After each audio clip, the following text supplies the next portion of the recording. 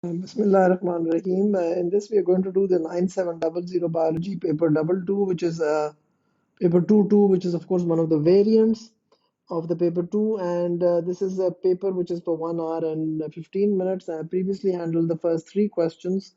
The question 4 was done a little hurriedly in that video. I'll try to do it in this one, but we're going to start from the end, which is question 6, then 5, and then 4. And a previous video has the first three questions done in that. So we will start with the question 6 first. As we read through the question 6, it says as the red blood cell matures, cell organelles are lost from the cell. So in the bone marrow, when the red blood cells are being formed, they have the nucleus, but then it's slowly lost. This provides more space for the hemoglobin molecule that have been synthesized. Like for instance, if this room is empty, it has no furniture in it, so it's got a lot of space. So many people can sit on the floor, or many people can stand. So provides more space for the hemoglobin molecules that have been synthesized. Part A of the question is saying the red blood cell has a short lifespan due to the loss of the nucleus. So the nucleus is lost and other organelles are also lost. State one function performed by each of the organelles listed before they were lost from the developing red blood cell. Now, the first one is rough endoplasmic reticulum, the second one is Golgi, the third is centrioles, and this is for 3 marks. So 1 point for each organelle. Now, as you can see, it is rough endoplasmic reticulum. The only function is because it's got the fixed ribosomes on it.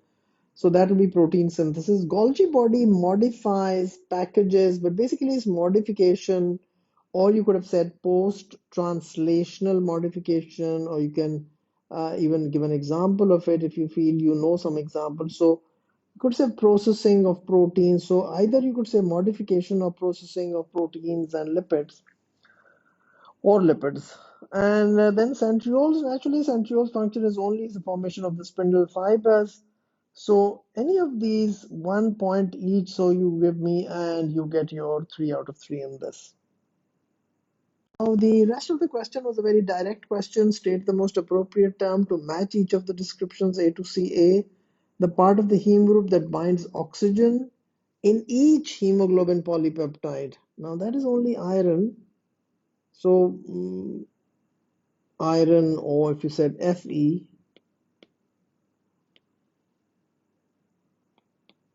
Fe stands for iron, and that would be 1 mark scheme point. Now the compound formed when carbon dioxide binds to hemoglobin. Now that has to be carbaminohemoglobin, not carboxyhemoglobin. That would be a mistake. That is when in the carbon monoxide. So carbaminohemoglobin. And spelling has to be correct because you see you can't say carboxyhemoglobin or something carbonoxyhemoglobin. Well, that would not get you any mark. And then the compound formed when hydrogen ions bind to hemoglobin. Well, that has to be hemoglobinic acid. Hemoglobinic acid, HHB. So this would have got you your 3rd mark. So iron, carb, amino, hemoglobin, and C, hemoglobinic acid. We read this question 5. It says DNA and RNA are nucleic acids. So these are something that you need to know. DNA and RNA are nucleic acids. Now explain why RNA can be described as a polymer and a macromolecule. So if you know this, only then you can answer this question. Polymer means what? It means repeating smaller subunits. So protein is made up of amino acids. So that would be a polymer. Polymer is when there is a repeating monomer. Something is repeated again and again and again and forms these long chains. And then a macromolecule is a large biological molecule which has a high molecular mass. So the two words have been identified, polymer and macromolecule. Now, as you can see, the definition of a polymer is a repeating smaller subunits, or if you said repeating monomer or repeating nucleotides. And the definition of a macromolecule, please remember there are only 2 marks for this part of the question, is a large biological molecule. And well, if you knew that chemistry, I mean, I wouldn't know that, 1,000 or more atoms.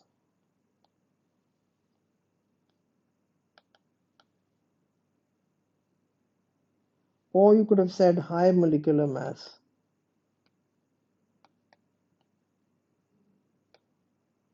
So any of these would have got you your 2 marks. So repeating smaller subunits is the polymer, and a macromolecule is a large biological molecule, or if you said 1000 or more atoms, or if you said high molecular mass. Then we come on to the B part of the question, and the sugar component of DNA is a reducing sugar. So the sugar in a DNA, you know, is D for deoxyribose. Now, it's very easy to remember this. DNA has deoxyribose and RNA just has ribose. So DNA has deoxyribose and RNA only has ribose. So the sugar component of DNA, which is deoxyribose, is a reducing sugar. Now, this is the information they've given you in the question. And outline how you would test for reducing sugars and describe the observations for a positive test. What happens? What is the color change that you see, which we say then now this is a positive test? So read the question, understand the question, and then proceed. And look at the marks. There are only 2 marks for this. Now, it's a very simple way that how we do the reducing sugar test. We add Benedict solution and you heat to anything above 80 degrees Celsius. So if you said use a boiling water bath, I'd give you a mark for that. If you said 80 or above, you got a mark for that. So add a Benedict solution and heat to this temperature, and using a water bath, that isn't of course getting you any marks for the water bath, but still, I mean, I'd like you to write that. Then what does it result in? It results in a precipitate because initially the Benedict solution was blue, but then what happens to it? What is the color change? So we give you the first, what was it like in the beginning, blue, and blue to, then we got all these 3, 4 possibilities. No, in fact, 5 possibilities. So either it could be blue to change it to green, or it could change it to yellow. You see how I've given all the colors. So I want you all to be remembering this. So it could be green, it could be yellow, it could be orange, it could be red, or it could be brown. So any of these color changes, that the original clear blue goes away and you get some other money, any one of these colors, then you say, of course, reducing sugar is present. So these different colors give you the concentration of the reducing sugar. So I mean, roughly, I'm just going to give you a wild guess. Green is say 1%, yellow is say 2%, and orange is 3%. So it is more of a quantitative test. So it tells you the quantity of reducing sugar in it. So as the color goes towards, no, it's a sort of, it'll be, yes, this would be a little the other way around. This would be, red would be the highest. So red would be 5% and brown would be 4%. So the more the color change, the more the colors, the different colors is going to give you the concentration of reducing sugar. We come on to the C part of the question. And the C part of the question asks you a very good table, and it says nucleotides are structural components of nucleic acids. Well, basically, nucleotides are the monomers. And each nucleotide consists of a pentose sugar, a phosphate group, and a nitrogenous organic base. So they've given you these 3 things: a pentose sugar, a phosphate group, and a nitrogenous organic base. So these are the 3 things which make up a nucleotide. Now it says compare complete table 5.1 to compare DNA nucleotides and RNA nucleotides as structural components of nucleic acids. So looking at the DNA nucleotides and the RNA nucleotides, the first thing is the deoxyribose, ribose. Of course, this is the pentose sugar component.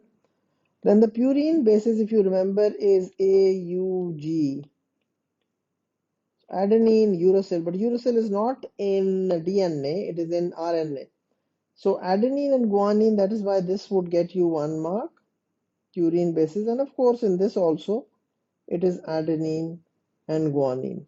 But then the pyrimidine bases are cytosine and thymine. So you have adenine and guanine and cytos at GC. So cytosine and thymine.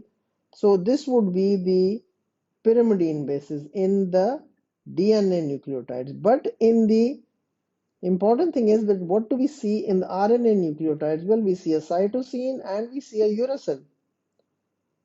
So if you know this part of the chapter, I'm sure you can do it, but otherwise it's going to be difficult if you've not really understood this initially. Come to question 4, which I have done in the previous video, but I've hurried it up, so I'm going to do it again here.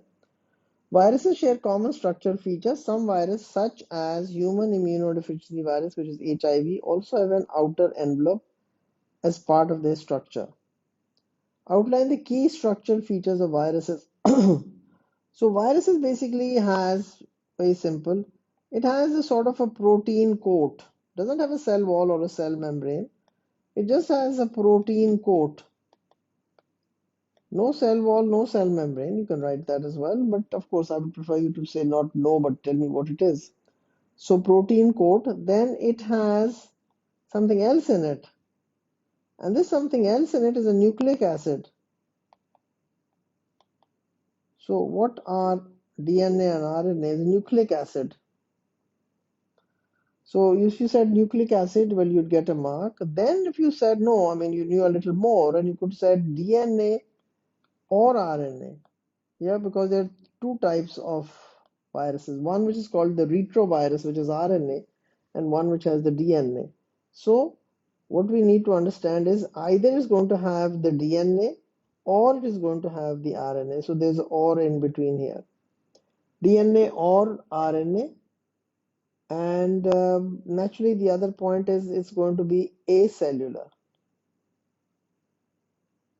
Acellular doesn't have the properties of cell, not made up of cells, and of course, some are enveloped by a phospholipid bilayer, which has glycoproteins in it. But I think we don't need to worry about that as yet. So this is the key structural features of virus. So you have to give me three. You could have said protein coat, nucleic acid, DNA or RNA, and one else that it is not made of cells, so it is not unicellular. It is acellular. It's not unicellular. Please remember, bacteria are unicellular. Plasmodium is unicellular, which is the causative organism of malaria. Then it is asking you, okay, HIV can remain in a dormant state. Dormant means in a quiet state within infected immune system cells for many years. They remain just quietly, they live there, but they don't say anything to the person. A person diagnosed as HIV positive, a person diagnosed as HIV positive has the virus but does not have symptoms of HIV or AIDS. The chance of an HIV positive person developing AIDS can be greatly reduced with a drug treatment program known as antiretroviral therapy. Antiretroviral therapy. Now, the B part of the question goes on to say in 2010, the World Health Organization published recommendations for the treatment of pregnant women living with HIV. This included what? Both HIV women and women who have developed AIDS. So both HIV positive women and also women who have developed the AIDS. So some are HIV positive, but they're not showing the symptoms of it. Now the publication recommended that all pregnant and breastfeeding women living with HIV should be provided with ART. Figure 4.1 shows the number of pregnant women living with HIV and the number of these receiving ART between 2005 and 2013 in low and middle income countries. So this is the information that they're giving you, and you need to really work this up, and you don't need to sort of say, oh my God, I can't do that. That's too much of, I've got to read a lot of stuff. It's very difficult. Don't get upset. Just quietly read it and understand it. Maybe read it once, maybe read it twice, maybe read it once, maybe read it twice, maybe even read it thrice. As long as you can comprehend the question, that is the most important issue that we need to resolve. Now, let's look at this table. And this table has the year and then it has the total number of pregnant women. So this is the key for it. And this is the total number of pregnant women. This would be the line for that. And the number of pregnant women receiving, living with HIV and receiving ART would be this line. Now, then, of course, the question proceeds. And And as the question proceeds, we see from the data in figure 4.1, it calculated that 13% of pregnant women living with HIV received 200 ART in 2005. Now they've given you a calculation which you can figure out. Now you have to calculate the percentage of pregnant women living with HIV that received ART in 2013. So basically, what are you going to do? You're going to read this. You're going to read the figure here. So 2013, what is the figure here? And then what is the figure here? And then, of course, you do the calculation and you get the percentage, which could be anything between 64 to 68%. So any figure between 64% to 68%, I'm sure you can do the working of it.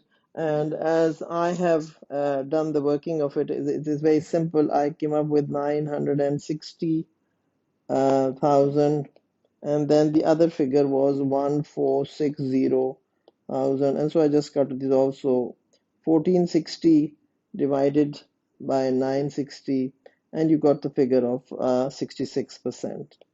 So, but of course, this is a little variable. That is why they've given you a little range that you could have come up an answer with anything between 64 to 68%. Of course, now comes the most important part, and it says describe the trends shown in figure 4.1. Now, as I have told you, trends is always, increase, decrease, anomalous readings, or something like that. So you had to give me the trend in this. Now, as you can see in the trend, there are four mark scheme points, and the first mark scheme point was here that we have number one, decrease in the number of women living with HIV, and increase in the number of women with HIV receiving ART. So this was totally a one mark. Number one, decrease in women living with HIV and increase in number of women living with HIV receiving ART. Second was, I told you if there's any anomalous or if there's something which is very different, slight decrease from 2009 to 2010 in number of women living with HIV or the ones living with getting their ART therapy. And the third was that the percentage of women receiving ART increases. And then when I say data to support, I mean you gave me figures from the graph, data to support either the mark scheme point 1 or the mark scheme point 2, where the decrease is shown from 2009 to 2010.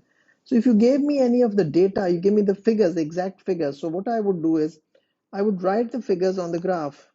I would write, okay, what is for 2005? And I'd give this figure, I'd write it here and I'd write it here. Then I would do it for 2006 and I would write it here and write it here. Then I would look at 2007, 8, 9, and here you see there is slightly some sort of a, and then you see in 10 something happens differently. And so I would sort of draw these circles and I would then interpret this graph and I would sort of tell myself the whole story year wise and see, is there something which is there a trend? Is there a pattern? Is there something which is there that something is decreasing and something is increasing? Yes, you can see this graph is increasing and you can see this is decreasing. So you do see a trend. And then you see this dip here. And there's something wrong between 2009 and 2010. So trends means that you sort of do all this homework on the graph and you figure out, is there a trend? Is there something which is increasing, something decreasing, and does it something which doesn't fit the pattern? And that is going to give you the trend.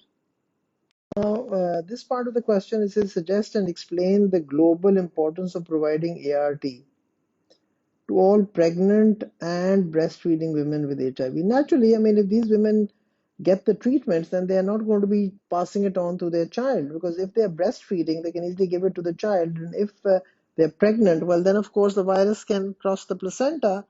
And of course, even when the baby is born, it can be present in the vagina, and the baby, when during birth, can get it.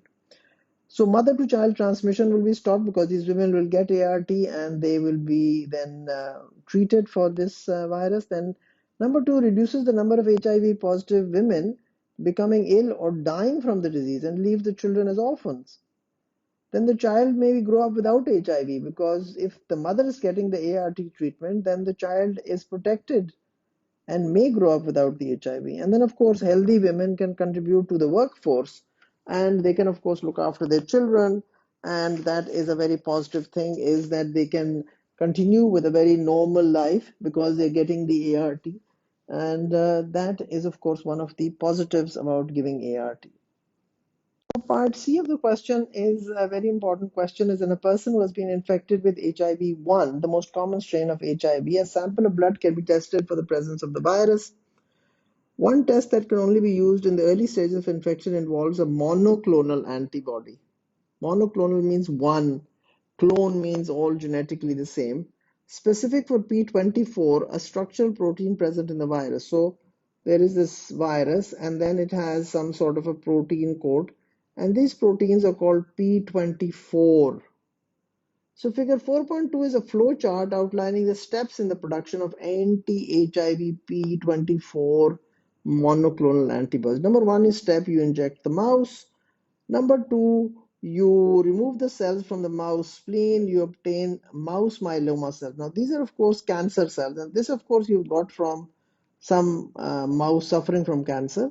So, you remove the cells from the mouse, and then you add these cancer cells, and now you fuse the cells from the spleen with the myeloma cells, and myeloma is a cancer, and then the clones fused cells in a culture medium. So what do you have now? You have step 4, you have cloned the fused cells in a culture medium. So this is what you have done in step 4. Now step 5, you separate the cells and culture in individual wells. So you take something like a cookie plate in which you make these cupcakes. So you have this cavity tile, and it's got these little depressions in it, and you separate each cell and you culture them separately.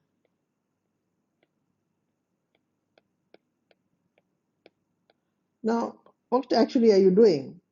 Because we want to find out if this one has antibodies, then that means, and this one does not have any antibody, this one does not have any antibody. So then I'm going to take this one out, I'm going to take this one out, this one out, this one out, and then I'm going to see that I put them, because they're all producing antibodies. So then again I will put them and grow these cells, because now what will do, these cells will produce antibodies for me. So separate the cells and culture in individual wells. Screen cells to identify desired cells. So you screen them to see if do they have the making the antibodies, and then you culture the desired cells on a large scale. So step 4 was clone the fused cells in a culture medium. Then step 5 was separate cells and culture in individual wells. So you get this cavity tile and you have these wells in it, and you put each one separately so that you know which ones are we going to remove and which ones are we going to keep and culture, or which ones are we going to just throw away. And then you screen the cells to identify the desired cell, the ones which are producing antibodies. The ones which are producing antibodies. We want monoclonal antibodies, right? And then you culture the desired cells on a large scale. Uh, State what is being injected into the mouse in step 1, and that is very simple. Naturally, it's the HIV antigen which we are injecting so that the mouse B cells can start making antibodies against it, and then we can take out the plasma B cells and then fuse them with the myeloma cells. Explain why several weeks rather than several days separate step 1 and step 2 so that the immune response occurs and we have the clonal expansion and the plasma B cells start making antibodies against it, because what we need is we need the plasma B cells which we're going to fuse with the myeloma cell and get the hybridoma. And part 3 says state one feature of the myeloma mouse cell. Myeloma is of course a cancer cell used in step 3 that is essential for this production process. Now the cancer cells, are immortal, they don't die. They live forever. They're long lived. And they're capable of cell division. They keep on multiplying. That's why we say cancers are uncontrolled cell division. And they can also survive in cell cultures. Part 4 says name the fused cell formed in step 4. And that's only one name for it, and that's called hybridoma. And this is underlined, so there was no other word which was allowed. You just had to say hybridoma. If either you knew it or you didn't know it. And the last part of the question was part 5 was suggest why step 6 is necessary. Why step 6 is necessary? Because we want to check the cells for the production of antibodies against P24. We don't want the other cells which actually have not fused, or they're just the myeloma cell or they're just the plasma B cell, which is not immortal. So we don't want those cells because we just going to waste the culture medium on it. Why do we have those cells if they're not going to produce the desired antibody? So we want to check the cells, the ones which are the hybridomas are the one we want because now they've become immortal. And the reason why we only want the cells that produce the desired antibody. And we don't want to waste money and resources to culture other cells if no antibody is produced. It's a waste. It's a waste of the money, it's a waste of the resources. So that is why we want to pick out only those which are actually, and we can't really pick it out just by the naked eye. We need to look into it for the antibodies, and that's why we put them individually in different wells. That's called a cavity tile, just like a tray in which we make cupcakes. Of course, that's a bigger one. This much smaller little wells where we put these cells. So that finishes this question 4, 5, and 6 for this, which is, of course, there has been a video before that which does the earlier questions. And I hope this is very helpful and does help you in the paper 2 exam, which you will be taking this year, inshallah. So all the best, and please leave a feedback to let me know if all this is helping and if there are any problems which I can solve. I know I'm very new to this and I'm trying to improvise and do better each time. And thank you very much for watching these videos and leaving a feedback. Thank you very much.